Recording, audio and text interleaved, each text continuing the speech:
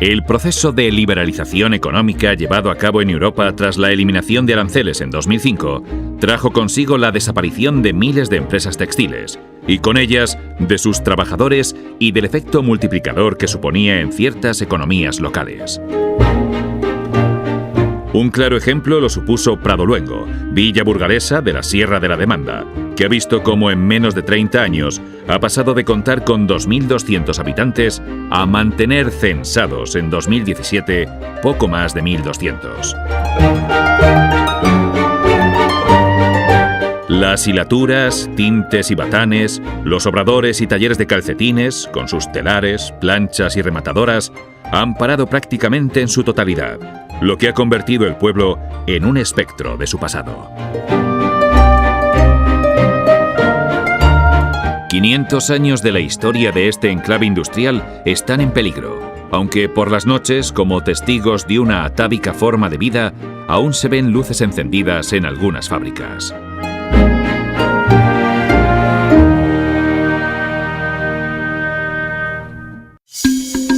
¿Cuáles fueron las causas por las que surgió esta actividad económica en una región como Castilla tópicamente fundida en el bochorno de un mar cerealista?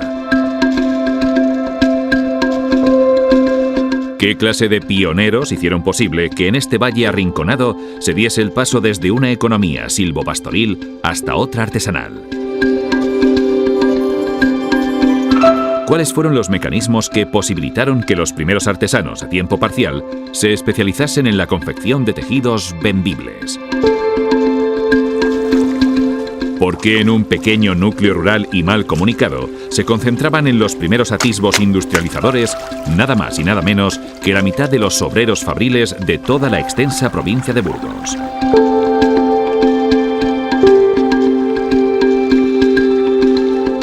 ¿Qué metamorfosis hicieron posible que esta zona pasase de producir a mediados del siglo XVIII más tejidos que Sabadell y Terrassa, para a finales del siglo XX vender 1 de cada 4 calcetines del mercado español?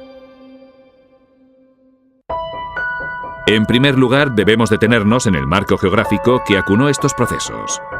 Pradoluengo, aunque pertenece en la actualidad a la provincia de Burgos, es uno más de una nebulosa de pueblos riojanos de la Sierra de la Demanda y los Cameros, que se dedicaron a producir tejidos de lana desde la Edad Media. La localización geográfica ofertó 3 pilares básicos para que surgiese la actividad: accesibilidad de materias primas, principalmente lanas merinas, abundancia de fuentes de energía, ante todo hidráulica para el movimiento de batanes e hilaturas, así como las leñas de los bosques cercanos que se utilizaron en las calderas de los tintes. Y finalmente, la existencia de un mineral necesario para enfurtir bayetas y paños: la tierra de Batán.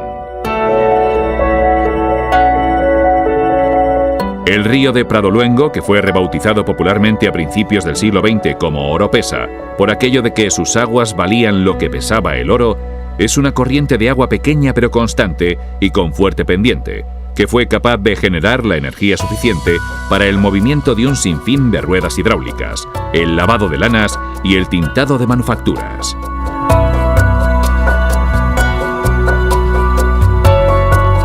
Del mismo modo, fue relevante la existencia de abundante y excelente tierra de batán en las inmediaciones del casco urbano.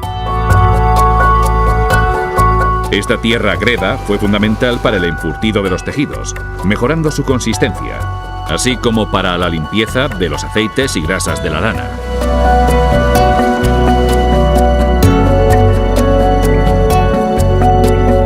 El concejo pradoluenguino era consciente de ello y protegía las vetas de este mineral, como las existentes en los terreros, las viñas o en las canteras de San Roque.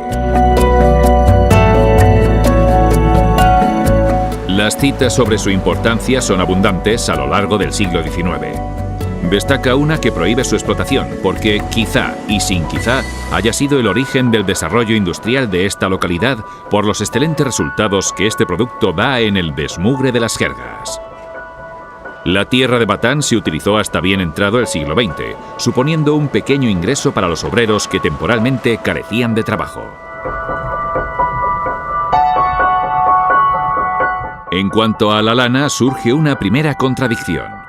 Aunque uno de los pilares de este andamiaje primigenio fue la lana merina, resultó intrascendente al fin y a la postre.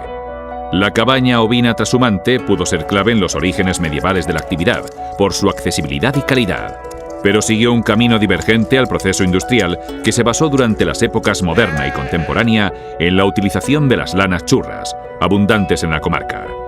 Para las pequeñas fábricas de Pradoluengo era más interesante su baratura, aunque los tejidos resultantes fuesen de peor calidad.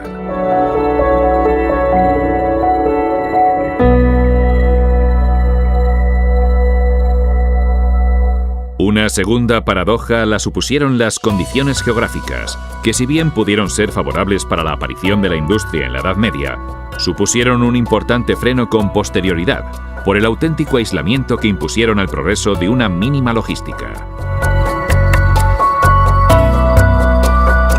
El alejamiento de las principales vías de comunicación y la falta de medios de transporte básicos para los tiempos contemporáneos, la inexistencia de ferrocarril o la ridiculez de infraestructuras energéticas como la electricidad lastraron el avance de la villa serrana. A pesar de que el ayuntamiento luchó denodadamente por abrir comunicaciones carreteriles y de todo tipo, a lo largo de los siglos XIX y XX, obtuvo escasos resultados.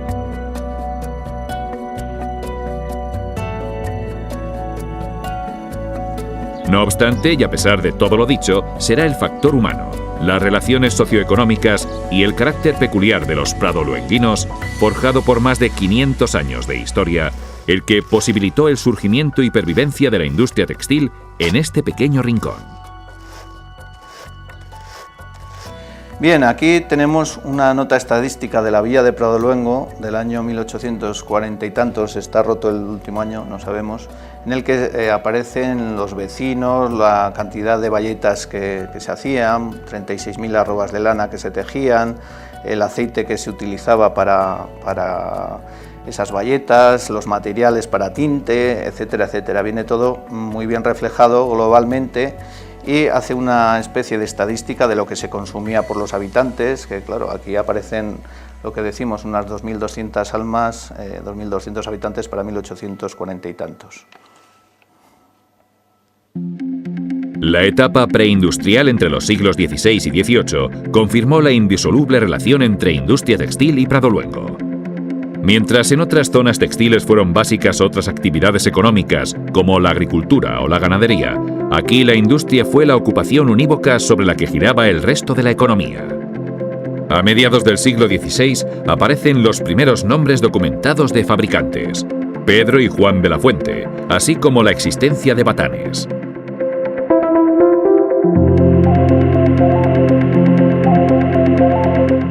En los primeros años del siglo XVII, la documentación nos muestra que los pañeros pradoluenguinos bajaban desde la sierra hasta las ferias de Nájera y otras ciudades riojanas a vender palmillas y frailengos negros y pardos. Las estructuras de sus obradores eran endebles, pero algunos fabricantes empezaron a despuntar al poseer tintes y pisones, como el de monte o el de pino.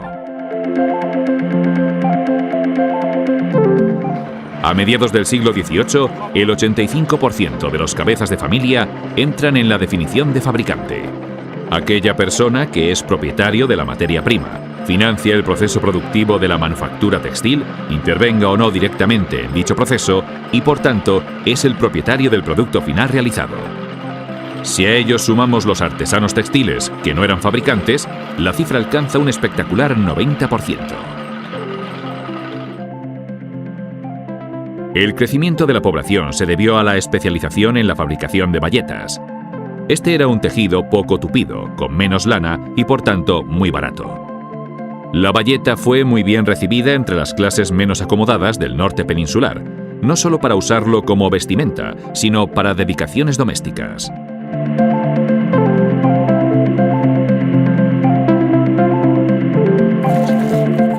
Aunque la formación de las células productivas familiares no era excesivamente complicada, ello no quiere decir que el sistema protegiese de la pobreza a sus miembros. Si bien es cierto que todos los vecinos eran fabricantes, también lo es que la mayoría rayaban con peligrosidad los niveles de la pobreza. Cardadores y tejedores tan solo podían complementar sus escuálidas rentas con los productos derivados de la matanza de un cerdo, el aprovechamiento de alguna cabeza de ganado o los frutos de algún pequeño huerto o manzanera de su propiedad.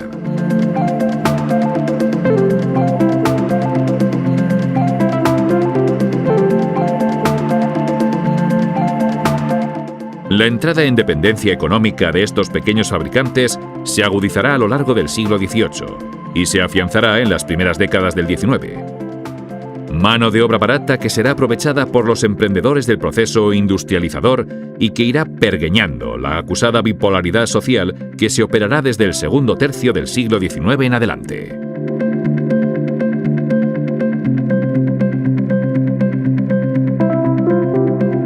Los fabricantes tratantes acumularán capitales procedentes de varias instancias y monopolizarán batanes y tintes. Establecimientos estos muy pequeños, pero con un funcionamiento dinámico. Los tratantes comercializarán la mayor parte de la producción y adelantarán el dinero y la lana, que posibilitaba reproducir el proceso de fabricación.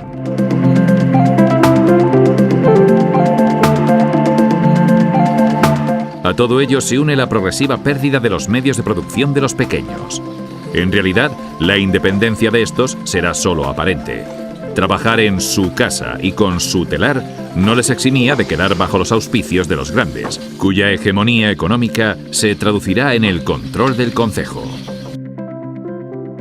Serán ellos los protagonistas del siguiente paso trascendente en la industria pradoluenguina: la mecanización del cardado y el hilado, gracias a la suma de capitales en forma de compañías. El siglo XIX se inició con buenos augurios. La coyuntura de la Guerra de la Independencia, lejos de suponer el desmantelamiento sufrido en otros centros laneros como Sabadell y Terrassa, permitió no solo el mantenimiento, sino la posibilidad de afrontar las innovaciones de la modernización tecnológica. Incluso fabricantes como Ildefonso Mingo o Tomás de Miguel iniciaron la fabricación de paños finos hacia 1811.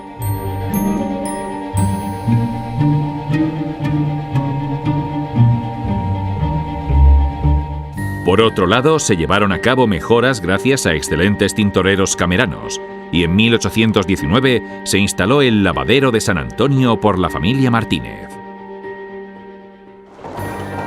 Los fabricantes de Pradoluengo aprovecharon la coyuntura mecanizadora que hacia 1820 se dio en la vecina localidad riojana de Ezcaray, donde se basaban a su vez en las mejoras introducidas en los centros catalanes por técnicos franceses y belgas. Los fabricantes recibirán novedosas maquinarias de la casa belga Cockerill, dando un impulso trascendente a su producción. A partir de 1828 se trajeron las novedosas máquinas que hilaban más lana en un día que varias docenas de mujeres en una semana. Sin embargo, desafortunadamente, este primer empujón duró poco. Tanto en Pradoluengo como en Ezcaray, el proceso de mecanización, aunque intenso, fue imperfecto. Las fases de cardado e hilado se modernizaron, pero las de acabado tardaron en hacerlo y las de tejido ni siquiera se llegaron a mecanizar hasta finales del siglo, por lo que la distancia con otros enclaves laneros como los catalanes se hizo cada vez más insalvable.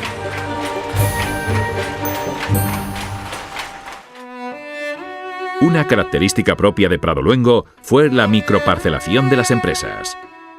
Su extremada pequeñez. Ahí pudo estar la clave para no dar el segundo salto hacia la conformación del núcleo como un centro fabril destacado a nivel nacional. Los pequeños capitales fueron capaces de unirse para crear industrias de fase, pero que no pudieron ir más allá. El sistema pudo valer para el segundo tercio del siglo XIX, pero durante el tercero empezó a hacer aguas. La mayor parte de la producción salía de minúsculos talleres, casi siempre en manos de una sola familia, lo que supone una microparcelación excesiva de los capitales. Las fábricas catalanas comenzaron la fabricación de novedades, que fueron no solo más baratas y finas, con dibujos y colores de fantasía, sino que se fabricaron buscando los gustos y la moda como aliados.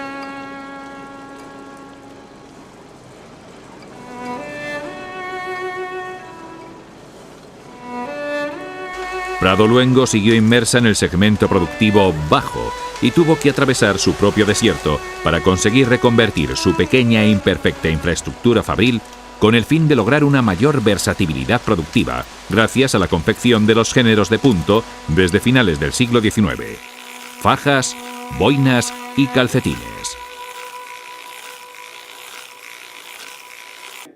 El número de fabricantes se redujo a lo largo del siglo XIX con respecto a los existentes en el siglo XVIII.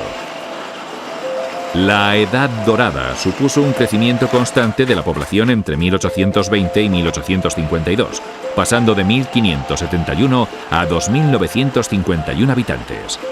Sin embargo, tras la década de 1870, la decadencia de La Valleta se vio reflejada inmediatamente en el estancamiento y posterior descenso demográfico.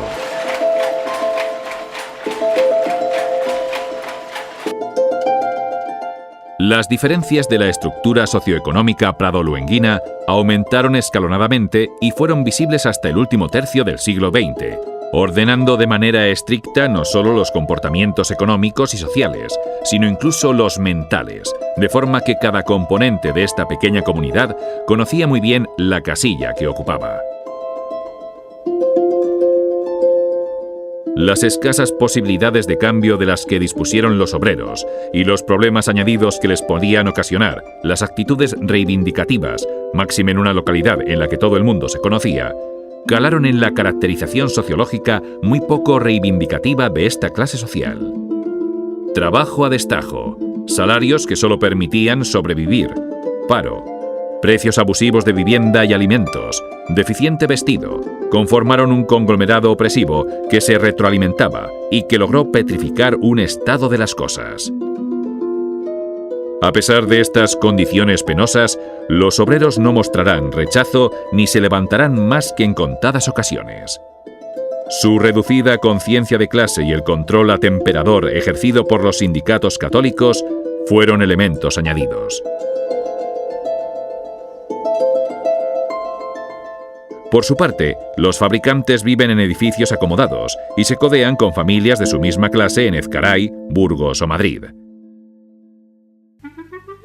Tan solo la llegada de la Segunda República operó entre los obreros un tímido empuje hacia la organización de sindicatos de clase que, sin embargo, tuvieron un cortísimo recorrido. La crisis operada en La Valleta entre los siglos XIX y XX conllevará la emigración de un gran número de obreros hacia los emporios americanos y madrileño. De aquellos, hubo sagas que triunfaron espectacularmente en el comercio y las finanzas, caso de los Zaldo, Espinosa, de Simón, Córdoba, conformando un grupo burgués que quiso dar lustre a su nueva riqueza a través de las donaciones a su patria chica: colegio, hospital, mercado o biblioteca. A pesar de la crisis de La Valleta, muchas familias afrontaron con garantías la reconversión hacia los géneros de punto, gracias a que las inversiones necesarias eran reducidas. Y dieron en el clavo, originando una nueva época dorada de grandes producciones.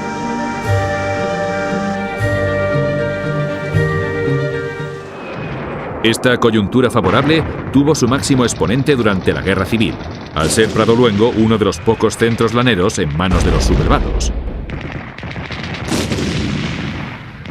Cuando más valletas se han hecho, que entonces esas no eran de apresto, que diríamos, fue a principio de la guerra del 36, porque esas valletas, como en la zona nacional, no había nada más como pueblos textiles, Béjar de Salamanca y Pradoluengo en Burgos, hacían trabajar a los obreros hasta el día de la fiesta.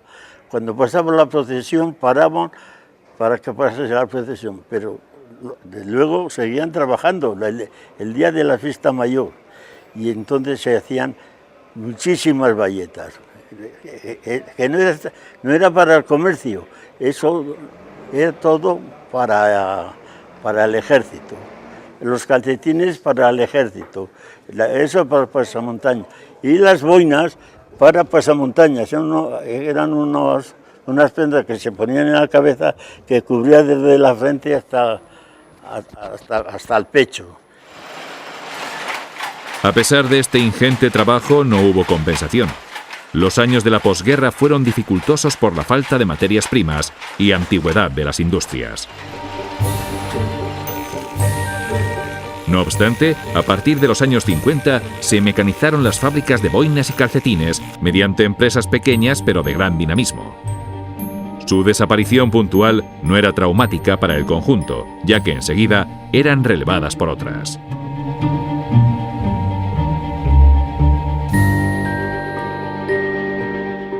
Hacia 1962, según las matrículas de contribución industrial, existían 4 fábricas de hilados, 2 tintes, 11 de bayetas y mantas, 23 de calcetines y 6 de boinas.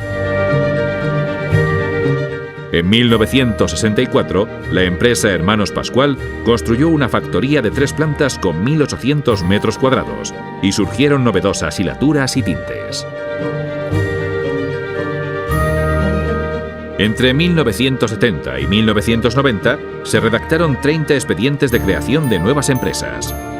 Nombres como Marcor, Texbex, Irba, Sami o Gaviota quedaron en el subconsciente local como nombres de grandes factorías. El pueblo continuó siendo una gigantesca fábrica.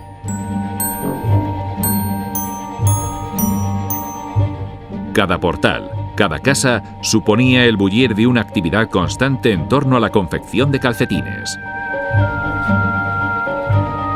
El movimiento cotidiano, la alegría de los carros llenos de sacas de calcetines, que caracterizó el día a día de unas calles llenas de bisbiseos de telares, ha languidecido hoy.